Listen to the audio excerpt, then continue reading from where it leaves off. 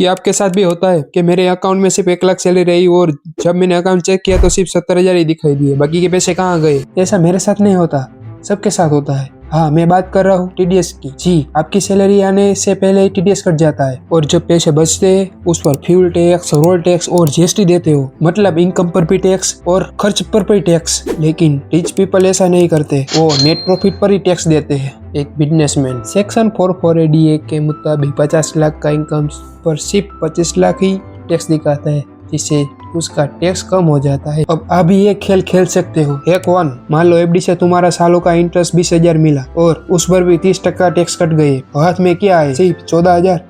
लेकिन वही 20,000 अगर इक्विटी में डाले 1 साल के लिए तो सिर्फ 12.5% टैक्स लगेगा, क्योंकि उस पर लॉन्ग टर्म कैपिटल गेन का टैक्स लगता है। तो हाथ में आए 17,500, मतलब सिर्फ स्ट्रक्चर बदल के आपका 3,500 का फायदा हुआ। हैक 2, अगर आप बिजनेस के साथ साथ कोई साइड इनकम भी हो तो उसी बिजनेस की इनकम की तरह दिखाओ और उसी इनकम से आप लैपटॉप, फोन, कार जैसा खर्च दिखाकर टैक्स कम कर सकते हो, जिससे तुम्हारा सेक्शन 448 प्लस एक्सपेंस का फायदा होगा। याद रखो, टैक्स का खेल मैथ का नहीं है, स्ट्रक्चर का है।